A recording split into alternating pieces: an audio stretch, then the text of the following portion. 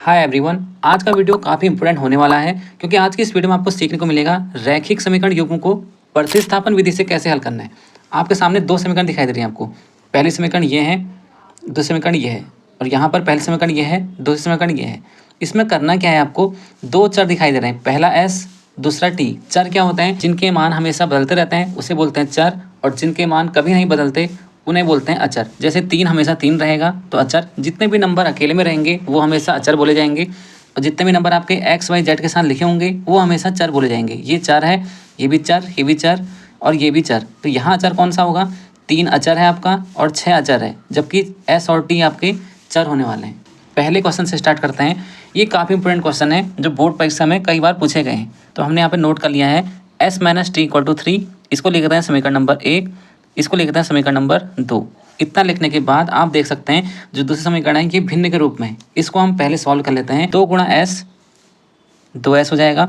इसकी गुणा यहाँ कीजिए, क्रॉस में गुणा करनी होती है, इसकी गुणा यहाँ करनी होगी, इसकी गुणा यहाँ करनी होगी, तो ये हो जाएगा आपका 3t, और आपस में इनकी गुणा कर दीजिए, ये हो जाएगा आपका 6, और बराबर में क्या लिखा हुआ है 6।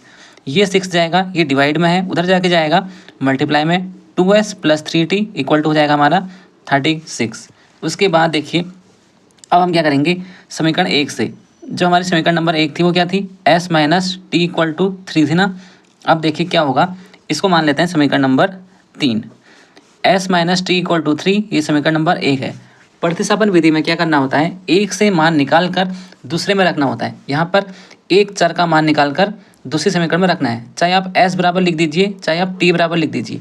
मैं क्या करने वाला हूँ, s बराबर लिख देता हूँ 3 प्लस टी। जब ये माइनस का साइन उधर जाएगा तो प्लस का हो जाएगा, ये तो प्लस का टी हो चुका है। अब s बराबर 3 प्लस टी, इसका मान कहाँ रख देंगे हम? समीकरण नंबर 1 में रख देंगे। देखिए अगर आपने 1 में रखने की कोशिश की तो आपका मान कभी भी नहीं निकल के आएगा। क्यों? क्योंकि जिस समीकरण से हमने मान निकाला है उसमें कभी नहीं रखना है। ये हमने कहाँ से निकाला है? s बराबर 3 प्लस टी, पहले समीकरण से निकाला है ना, तो मान कभी भी पहले में मत रखना। जिस समीकरण से मान निकलेगा उसमें नहीं रखना है, उसके अलावा दूसरे और तीसरे में कहीं भी रखिए। हम रखेंगे तीसरी वाली समीकरण में। तीसरे में क्यों रखेंगे? क्योंकि तीसरी हमने इसलिए तो सिंपल कर रखी है ये, ओके, 3 में रखने पर। उसके बाद देखिए हमारी समीकरण क्या थी, 2s plus 3t equal to 36, ये वाली समीकरण में रख देंगे s equal to 3 plus T. जहाँ पर s है वहाँ पर क्या रख देंगे, 3 प्लस टी रख देंगे, ओके, बराबर है 3t इक्वल टू 36। ऐसा करने के बाद ये 2 इंटू 3 हो जाएगा 6, और 2 इंटू टी हो जाएगा 2t, और प्लस 3t। बेसिक मैथ की वीडियो हमारे चैनल पर डालती रहती हैं, उनको आप जोड़ देखा कीजिए, जिससे आपके सारे डाउट क्लियर होंगे। 2t प्लस 3t कितना होगा? 5t हो जाएगा इक्वल टू 36। उसके बाद 5t इक्वल टू हो जाएगा हमारा 36, ये जाएगा उधर को माइनस का 6 हो जाएगा, 5t इक्वल टू हो जाएगा हमारा 30। ये सभी लोग जानते हैं। अब ये मल्टीप्लाई में है, उधर जाके कहाँ जाएगा? डिवाइड में। जो मल्टीप्लाई में होता है वो डिवाइड में जाता है, और जो डिवाइड में होता है वो मल्टीप्लाई में जाता है। तो t का मान आ गया हमारा, t का मान आ गया हमारा 6। टी का मान समीकरण नंबर अब कहीं भी रख दीजिए आप। हम रखते हैं टी का मान समीकरण नंबर 1 में रखने पर, टी का मान समीकरण नंबर 1 में रखने पर, जो समीकरण नंबर 1 थी वो क्या थी? s minus T equal to 3 थी। जहाँ पर t है वहाँ पर हम रख देंगे 6, यहाँ पर मैं रख दिया 6 इक्वल टू हो गया हमारा 3। अब ये हमारा क्या हो जाएगा इसमें, s इक्वल टू 3 प्लस 6, ये हो गया मेरा s इक्वल टू 9।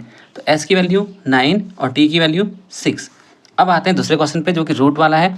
काफ़ी इंपॉर्टेंट क्वेश्चन है रूट वाला ही। देख सकते हैं हमने सेकंड क्वेश्चन नोट कर लिया है। यहाँ पे मैं लिखता हूँ समीकरण नंबर 1 लिखता हूँ, और यहाँ पे लिखता हूँ समीकरण नंबर 2, ओके।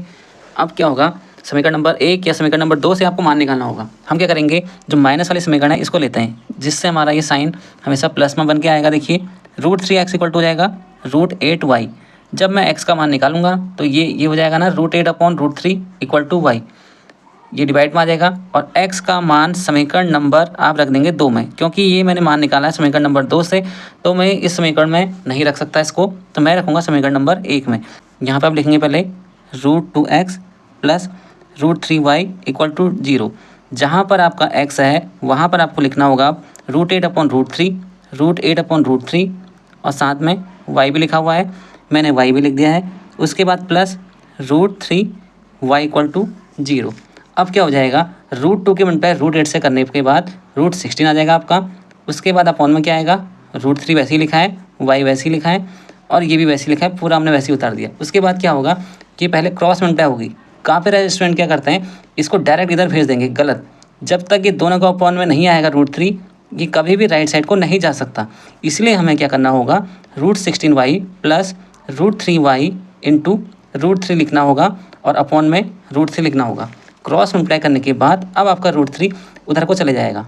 और ये देखिए √16 कितना हो सकता है, 4 हो सकता है, क्योंकि √16 का मान 4 होता है। और √3 इंटू √3 कितना होगा, √9, और √9 की वैल्यू कितनी हो जाएगी, 3। ये हो गया। और ये जो √3 है, 0 के साथ मल्टीप्लाई होने के बाद 0 हो जाएगा।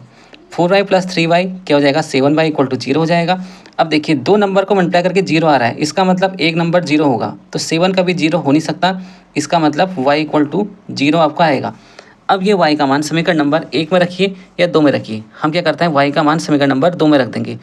y का मान जो चीज़ें हम लिख रहे हैं ये बोर्ड परीक्षा में लिख के जरूर आना, ठीक है, वरना आपके मार्क्स कट सकते हैं। इसलिए अगर आप हमसे पढ़ेंगे मैथ्स तो आपको सही जानकारी मिलेगी बोर्ड परीक्षा में कैसे क्वेश्चन को सॉल्व करना है, जिससे आपके मार्क्स नहीं कटेंगे।